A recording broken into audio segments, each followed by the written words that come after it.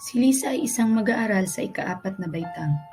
Isang hapon ng uwian, siya ay naiwang mag-isa sa kanilang silid-aralan upang doon maghintay ng service. Maya-maya ay naisipan niyang pumunta sa comfort room. Pumunta siya sa CR ng ikalawang palapag ng gusali, ngunit sarado na ito kung kaya't napilitan siyang tumuloy sa CR na nasa ika-4 na palapag na kung saan sabi nila'y may multo daw. Hindi naman siya naniwala at binaliwalaan niya na lamang ang mga sabi-sabi.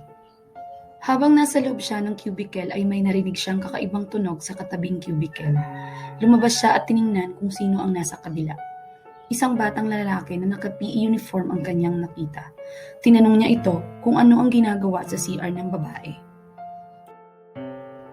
Ngunit ang bata ay nagmaktol sa kanyang harap at panay sabing, Ang mama ko! Ang mama ko! Tara, punta tayo sa faculty room, sabi ko. Baka makita natin doon ang mama mo.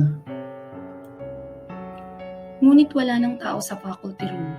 Umuwi na ang mga guro. Dinala na lamang niya ang bata sa kanyang silid-aralan upang doon na sila maghintay ng service.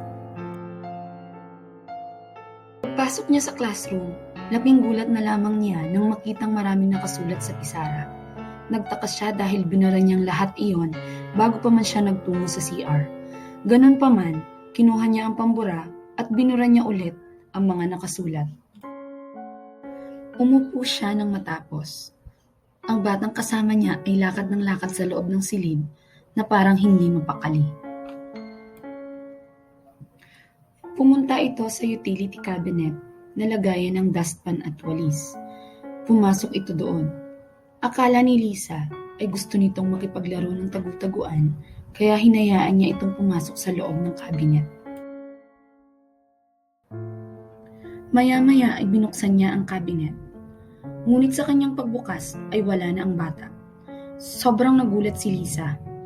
Hinanap niya ng hinanap ang bata sa lahat ng sulok ng classroom, ngunit wala na ito. Doon niya napagtanto na ang bata ay maaaring ibang nilalang na nagpaparamdam sa kanya. At siya ay nakaramdam ng takot at dali-dali nang umuwi na hindi na naghihintay ng service.